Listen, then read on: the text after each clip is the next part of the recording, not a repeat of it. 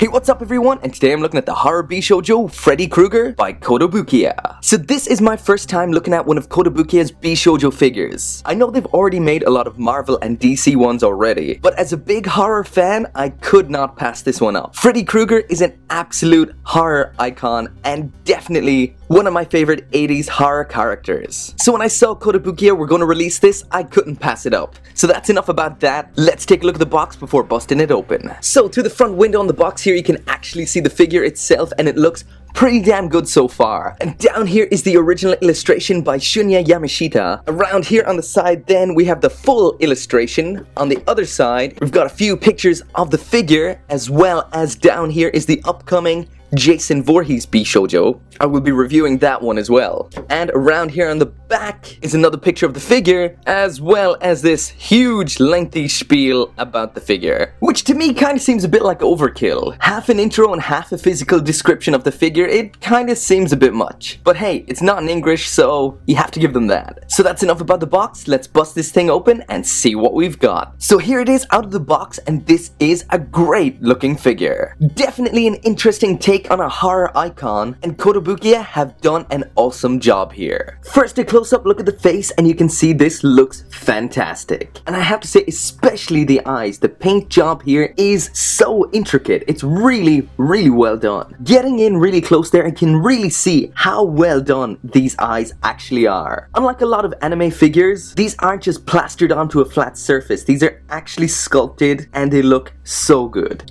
A lot of great detail there on the iris as well, with that reflection, and the eyelashes as well look amazing. The lips as well look great down here. As you can see here, they're painted in a pearlescent paint, and that looks amazing. The sculpt here is also fantastic as well. There's been a lot of work and detail put into this face here. It looks really damn good. The hair here looks fantastic as well. As you can see around here on the back, the sculpt is fantastic. This is made in a clear yellowish plastic, and that can really catch the light really nicely. And there's a lot of nice curls and whatnot on the front round there. Now moving on to the actual Freddy Krueger aspects of this figure, and first up is Freddy's fedora. Pretty plain for the most part, but there are some nice little tattered parts around the edges here which looks really cool. And the sculpt here you can see is really nice as well. And next up is that iconic Freddy Krueger glove. I mean seriously, that must be the most iconic item from 80s horror right there. Looking really good in matte brown, a slightly glossy black, and the metallic silver there on the rivets and those bladed fingers. Also around in the palm is some slightly lighter brown. That glove looks absolutely awesome.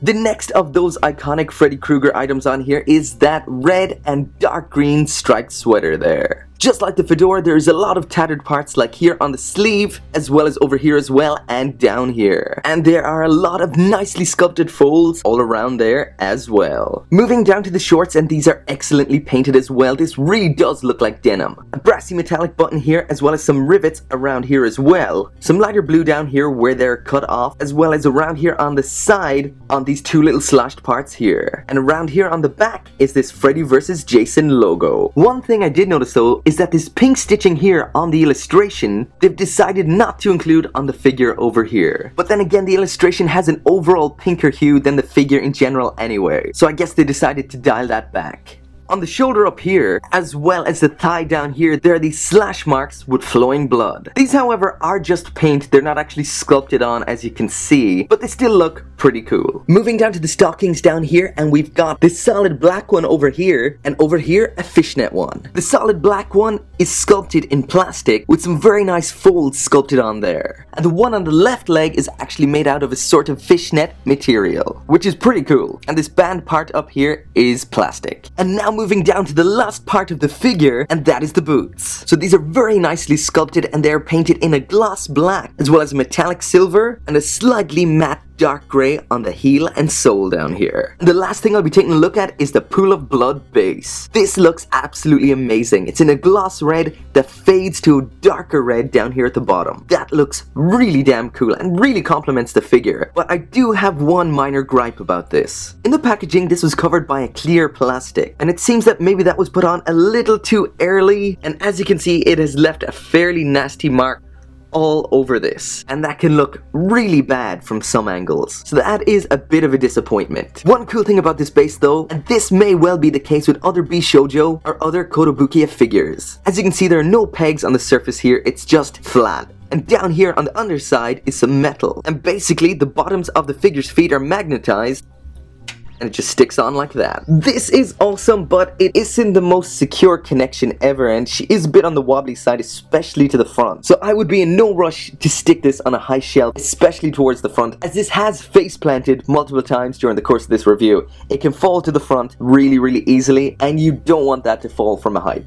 So that is it for my review of the horror Bishoujo Freddy Krueger by Kotobukiya. This is an awesome concept and an amazing figure, and if you're a horror fan or just a Bishoujo fan in general, I would totally say you should pick it up. And don't forget that the Jason Voorhees should be out by the end of this month or the beginning of November, and I'm going to be reviewing that one too. So that's it for the review. So as always, thanks for watching, and make sure to come back for more figure reviews.